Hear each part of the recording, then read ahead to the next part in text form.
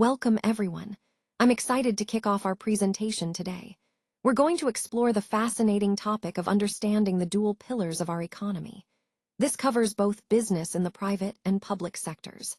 Over the next few slides, we'll delve into how these two sectors work together to shape our economic landscape. So, let's get started and uncover the key insights behind these vital pillars. Let's talk about the private sector, which is all about innovation, competition, and efficiency. You see, businesses in this sector are constantly looking for new ways to improve and stay ahead.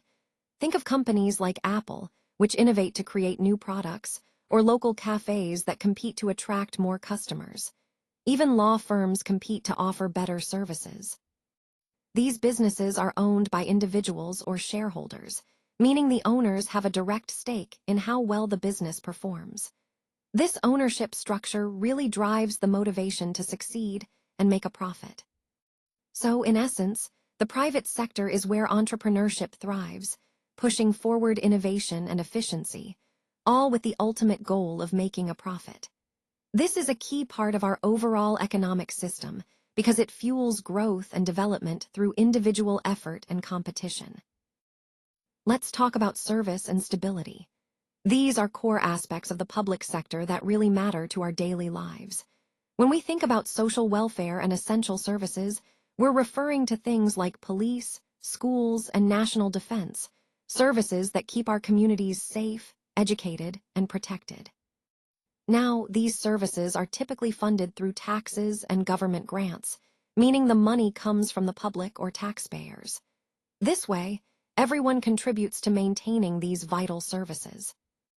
An important point to remember is that the government owns and manages these services.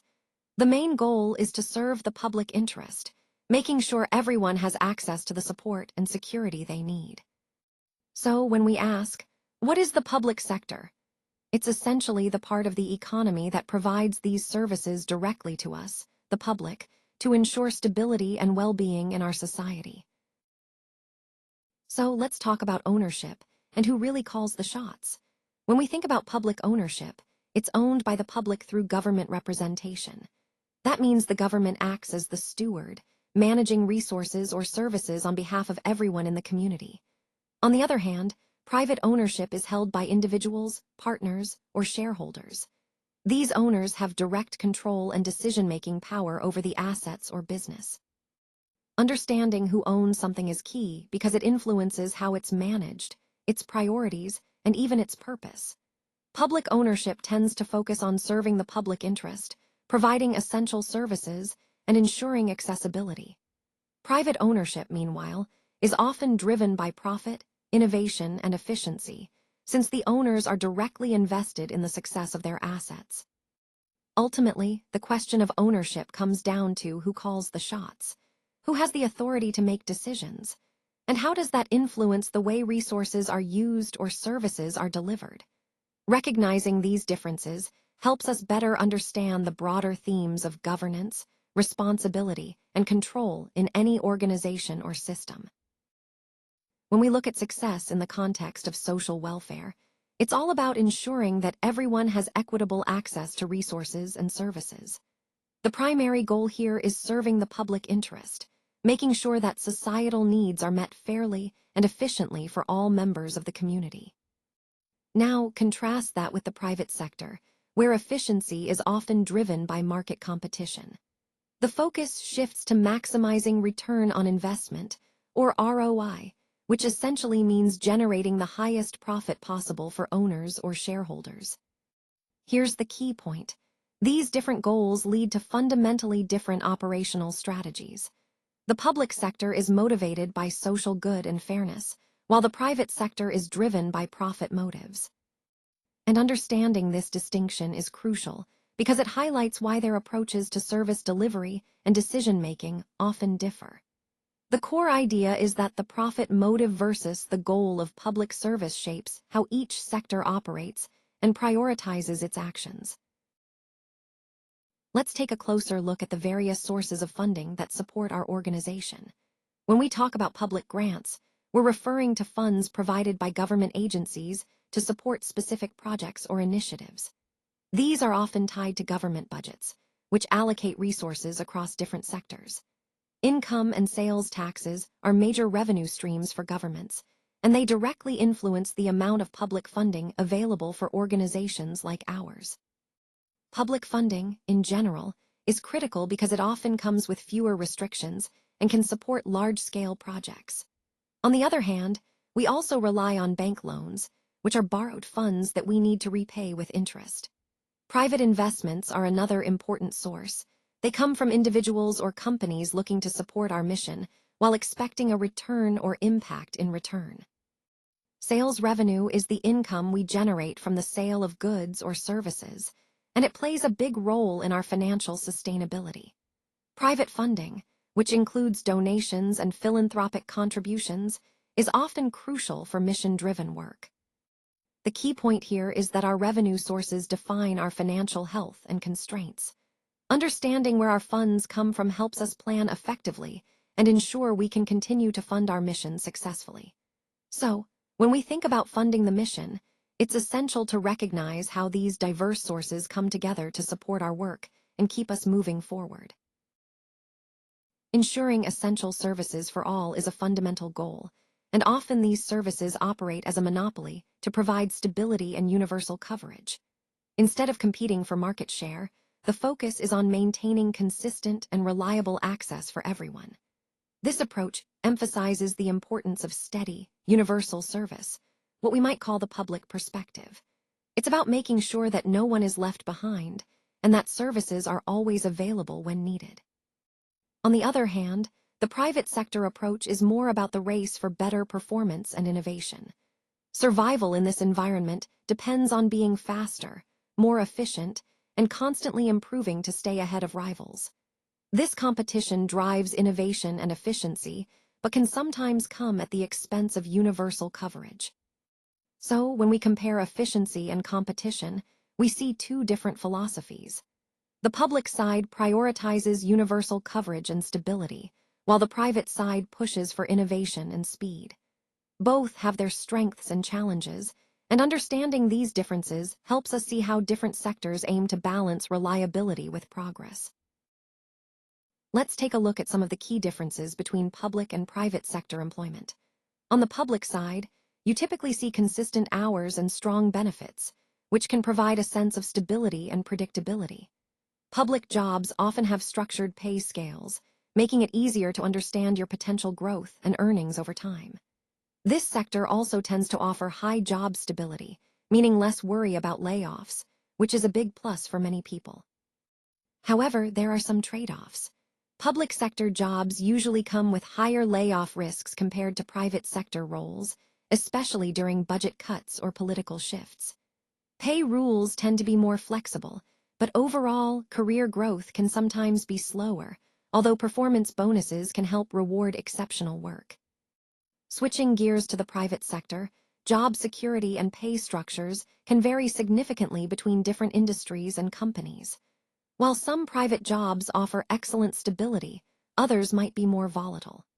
This sector often emphasizes rapid career growth opportunities and performance-based bonuses, which can be very motivating for ambitious professionals. It's important to remember that employment and career paths in the private sector are often more dynamic and less structured than in the public sector. So, when you're considering your career options, think about what kind of balance you want between stability, growth, and the potential risks involved. Let's look at some common examples like food, cars, and private homes. These are classic private goods. The key thing to remember is that consumption by one person prevents others from using the same item. This is what we call rivalrous. Only those who pay for these goods can use them. Now, private goods are also excludable, meaning if you don't pay, you can't access them at all. Think about that. If you don't buy a car or a meal, you're simply excluded from using it. On the other hand, we have public goods like street lights, clean air, and public parks. These are different because one person's use doesn't really reduce the availability for others. So, they're non-rivalrous. Just because you're using the park doesn't mean someone else can't enjoy it too. And public goods are also non-excludable. You can't easily prevent anyone from using them, even if they don't pay. That's what makes them so different from private goods. Putting it all together, private goods are rivalrous and excludable, while public goods are non-rivalrous and non-excludable. Understanding these differences helps us see why some goods require different management and policies, and how they fit into the broader picture of resource allocation and societal welfare. All right, let's see how you did. How many did you get right? Remember, this was a fun way to think about different types of organizations and their sectors. First up, we have a multinational bank with branches all around the world. This is a private sector company because it operates for profit and is owned privately, even though it might be publicly traded. Next, we have the local fire department responding to an emergency.